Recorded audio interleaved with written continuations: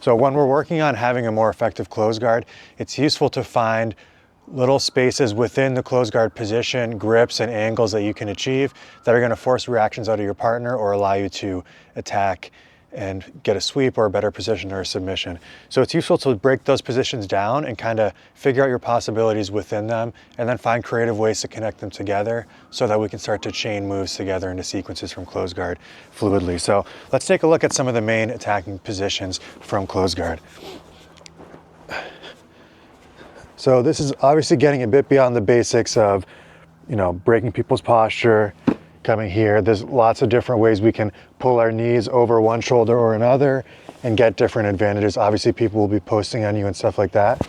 But one of the main positions we're trying to get to is an elbow all the way across. And this is what Gordon Ryan calls like the side scissor position.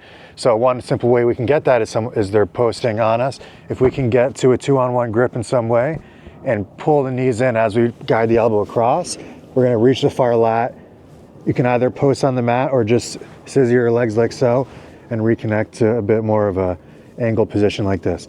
Now you can see we're starting to get back exposure and we're gonna get a strong reaction from our opponent. You're not always gonna be able to take the back, but we're gonna have options from there. So we'll come back to that, but that's just one position we're always trying to get to, whether it's bringing the elbow across like this or hitting arm drags across. Or sometimes we can get to it from an underhook position where we kind of shuck this arm over and we end up here. It's all the same style of position. Now, that would be one of the better positions we'd be trying to get to. It's obviously a bit challenging to get there.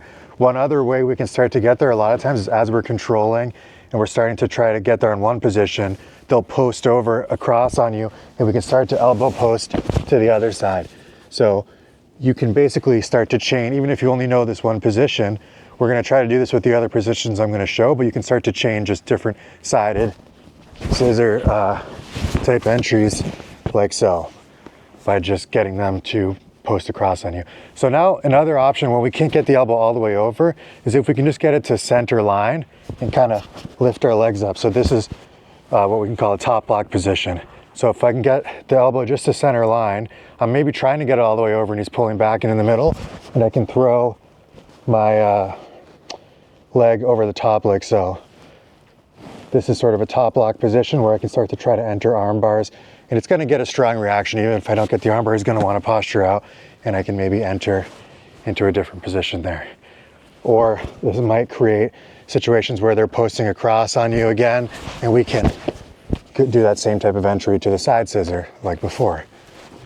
Okay, so those are two positions. Now another one that's a bit more of like kind of getting inside would be the clamp guard. This is kind of our classic posture break like so, using a scissoring motion of the legs and bringing the legs up here. We can enter to a clamp guard. A few of the main details we want here are kind of hugging your own knee and creating a kind of adduction, bringing your thigh down over the shoulder to break the posture here. And we can come over the leg, or we can hold the collar tie here. We can have this foot on the hip to prevent driving in. And we're just keeping this inside position here so that we can start to enter triangles from that position. So now we have three positions there we can chain together, and you can start to think of creative ways to combine them. As I'm coming here, you're going to get different reactions. People might drive in. You might have to come back here. Maybe you can pummel the underhook, start to come out to the side and get to a side scissor position, and maybe throw your legs up to a sort of top lock style position so we can enter an arm bar. That's an example of one sequence of just combining those three positions together. There's a couple more really good attacking positions from close guard though. I think two more basically that we should go over. One being a simple hip bump sweep position, where the classic way of teaching it is as you break the posture and they're posturing up, you can start to build up and come here and lifting your hips up. Now from here we can, if his head is on this side like so, I'm gonna basically have just my kind of triangle style entries where I can bump the hips, throw this over, enter into the triangle like so, or you can throw this over and enter into this kind of belly down armbar position, all that good stuff. If you're stepping up and their head's on the other side, you can still go to enter the triangles, or we can obviously enter guillotines, go for the sweep itself by blocking this and hipping over. These are kind of fundamental moves, but it's important to understand that position because a lot of times we might be attacking one of these top lock positions, they're posturing up. It can allow you to base up, and then maybe they drive back into you. And now we're in a clamp position on the other side.